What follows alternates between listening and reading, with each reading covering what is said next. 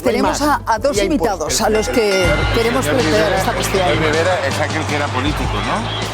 Bueno, chicos, viene Albert. Es que ahora va dando lecciones ahora, porque se hubiera aplicado el cuento cuando estaba en activo. Queremos hablar también de la llamativa diferencia entre la pensión máxima y el sueldo de los mileuristas. Y quiero saludar a Joan Cunyat, el portavoz de la Mesa Estatal para el Blindaje de las Pensiones. Muy buenos días. Buenos días. Y a Paloma Martín, de la Plataforma Juvenil Lideremos. Gracias a los dos por acompañarnos. Muchísimas gracias a vosotros. Bueno, las pensiones han vuelto a subir este año y fíjense en el debate que se ha abierto en las redes sociales. Decía una usuaria, leo: mi marido es uno de esos odiados jubilados con pensión máxima. Se lo ganó después de currar desde niño y partirse el lomo 50 años. Los últimos cotizando el tope.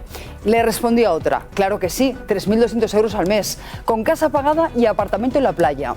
Y que le suban la pensión un 3%, y cine a 2 euros, y transporte gratis. Se lo merece.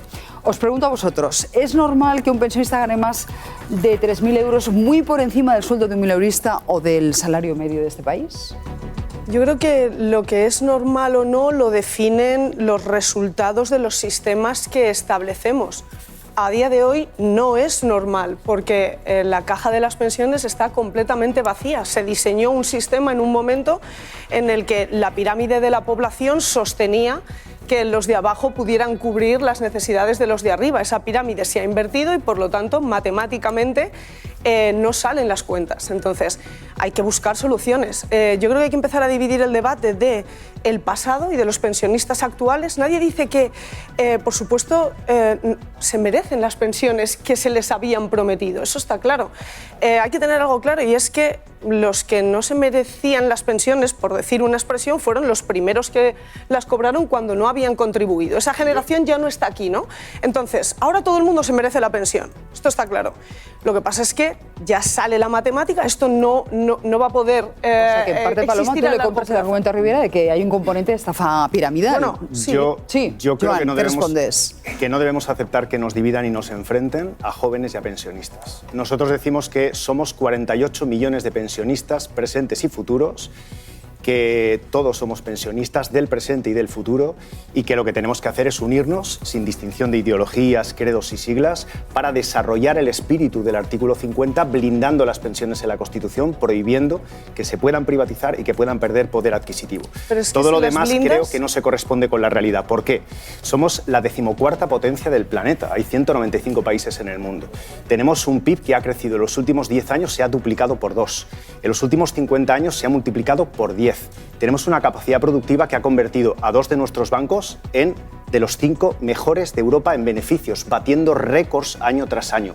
¿Cómo no va a haber riqueza en nuestro país? Hay riqueza de sobra y la gente tiene que estar confiada. Lo que tenemos que hacer es avanzar para conseguir que se prohíba la privatización en la Constitución. Si blindas las pensiones, ¿de dónde vamos a sacar el dinero? Porque lo más preocupante y lo que tenemos que tener claro, las pensiones ya se están pagando con deuda.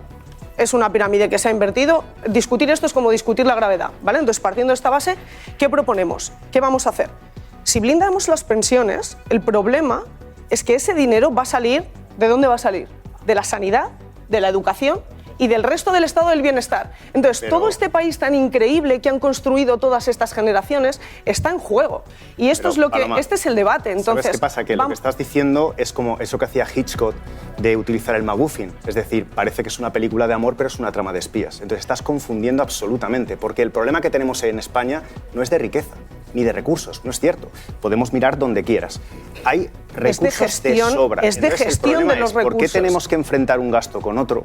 ¿Por qué tenemos que enfrentar a una generación con otra? No hay que hacerlo, que se abra el debate sobre cómo se debe gestionar, en qué se debe invertir. Luego, no es verdad que las pensiones se pagan, hay que unirlas. Pero no es verdad que las pensiones... Una cosa, no es verdad que las pensiones se pagan con deuda. Las pensiones se pagan, no se pagan con deuda. Hay un porcentaje, claro que sí. Hay un porcentaje en el último tramo del año que la Seguridad Social se endeuda para pagar. Efectivamente, entonces a 50 años, ¿cuál es la proyección? Pero cambias la mirada. Las ¿Cuál es la pensiones proyección? se pagan con el esfuerzo y con el trabajo de todos.